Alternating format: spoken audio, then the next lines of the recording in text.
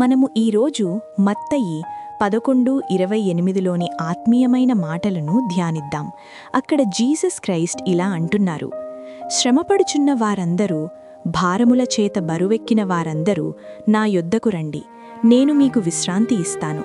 ఈ వేగంగా మారుతున్న ప్రపంచంలో చాలామంది కనిపించని భారాలను మోస్తున్నారు.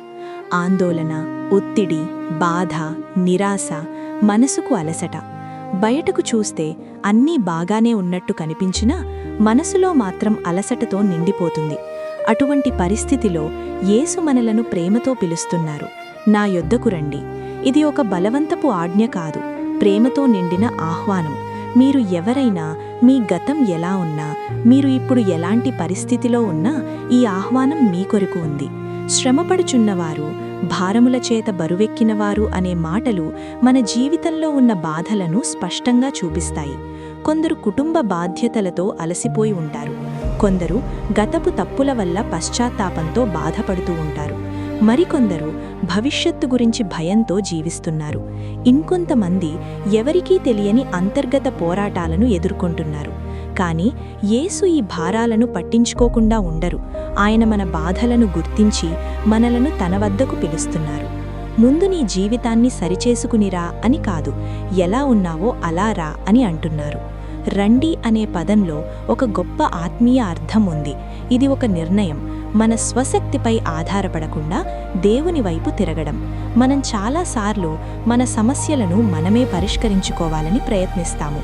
కానీ మనుష్య శక్తికి పరిమితులున్నాయి. ఒక దశలో మనం అలసిపోతాము. అప్పుడు యేసు పిలుపు ఎంతో విలువైనదిగా మారుతుంది. నా యొద్దకు రండి. యేసు ఒక అద్భుతమైన వాగ్దానం చేస్తున్నారు, నేను మీకు విశ్రాంతి ఇస్తాను. ఇది కేవలం శరీర విశ్రాంతి కాదు, ఇది మన ఆత్మకు లభించే లోతైన శాంతి. ఇది సమస్యల మధ్యలో కూడా కలిగే ప్రశాంతత. ఇది తుఫాను మధ్యలో కూడా మనసుకు కలిగే నిశ్చింత. ఈ విశ్రాంతిని ఈ లోకం ఇవ్వలేను, డబ్బు ఇవ్వలేను, విజయం ఇవ్వలేను, మనుష్యులు పూర్తిగా ఇవ్వలేరు. ఇది యేసుతో ఉన్న సంబంధం ద్వారా మాత్రమే లభిస్తుంది. మనకు చాలాసార్లు అనిపిస్తుంది, సమస్యలు పోయిన తర్వాతే మనకు శాంతి వస్తుందని. కానీ యేసు చెప్పేది వేరే. సమస్యలు ఉన్నప్పటికీ మనకు శాంతి ఇవ్వగలను అని అంటున్నారు. ఇది తుఫాను మధ్యలో ఉన్నప్పటికీ మనం సురక్షితంగా ఉన్నామనే నమ్మకం లాంటిది. ఇదే నిజమైన విశ్రాంతి. తరువాత యేసు చెబుతారు, నా కాడిని మీ మీద ఎత్తుకొని నా దగ్గర నేర్చుకునుడి. కాడి అంటే భారాన్ని మోయడానికి ఇద్దరూ కలిసి ఉండే పరికరం. ఆత్మీయంగా ఇది యేసుతో కలిసి నడవడం అని అర్థం. మీరు ఒంటరిగా భారాన్ని మోసే అవసరం లేదు. యేసు మీతో కలిసి ఆ భారాన్ని మోస్తారు. అంతేకాదు, ఆయన మనకు జీవించడం, విశ్వసించడం, దేవునిపై ఆధారపడడం నేర్పుతారు. అతను ఇంకా చెబుతాడు, నా కాడి సులభమైనది, నా భారము తేలికైనది.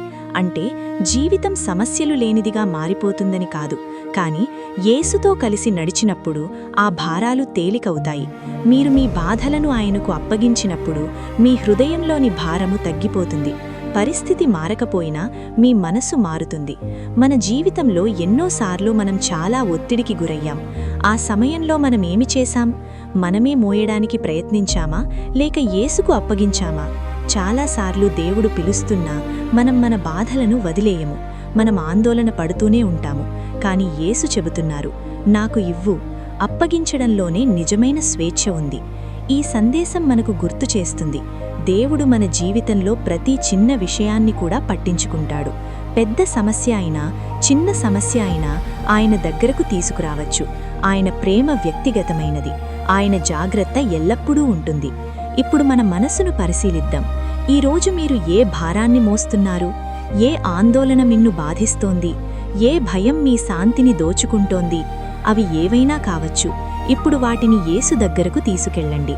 ప్రార్థనలో ఆయనతో మాట్లాడండి. నిజాయితీగా మీ హృదయాన్ని ఆయన ముందు ఉంచండి. ముగింపులో ఈ సత్యాన్ని గుర్తుంచుకోండి, మీరు ఒంటరిగా జీవిత భారాలను మోయడానికి సృష్టించబడలేదు. యేసు మిన్ను పిలుస్తున్నారు, ఆహ్వానిస్తున్నారు, మీకోసం ఎదురుచూస్తున్నారు. మీరు ఆయన దగ్గరకు వచ్చినప్పుడు మీరు విశ్రాంతిని పొందుతారు. తాత్కాలికమైనది కాదు, శాశ్వతమైన శాంతి. కాబట్టి ఈరోజు నిర్ణయం తీసుకోండి, యేసు దగ్గరకు రండి, ఆయనపై విశ్వాసముంచండి, ఆయనలో విశ్రాంతి పొందండి. ప్రార్థన. ప్రియమైన పరలోక తండ్రి, ఈరోజు నీ సన్నిధిలో మేము నమ్రంగా వచ్చుచున్నాము. మా జీవితంలో ఉన్న ప్రతి పరిస్థితిని నీ చేతుల్లో అప్పగిస్తున్నాము. ప్రభువా, మా హృదయాల్లో ఉన్న భయాలను తొలగించుము. నీ శాంతితో మమ్మల్ని నింపుము. మేము బలహీనంగా ఉన్న చోట్ల నీ బలాన్ని ఇవ్వుము. మేము సందేహంలో ఉన్న చోట్ల నీ జ్ఞానాన్ని ప్రసాదించుము. మా మార్గాలను నీవే నడిపించుము. మా ఆలోచనలను నీ చిత్తానికి అనుగుణంగా మార్చుము. ప్రభువా, మా కుటుంబాలను ఆశీర్వదించుము, రక్షించుము, ప్రతి అవసరాన్ని తీర్చుము.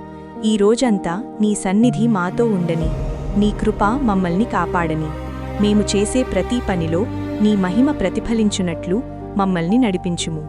ఈ ప్రార్థనను జీసస్ క్రైస్ట్ నామంలో అడుగుచున్నాము తండ్రి. ఆమెన్.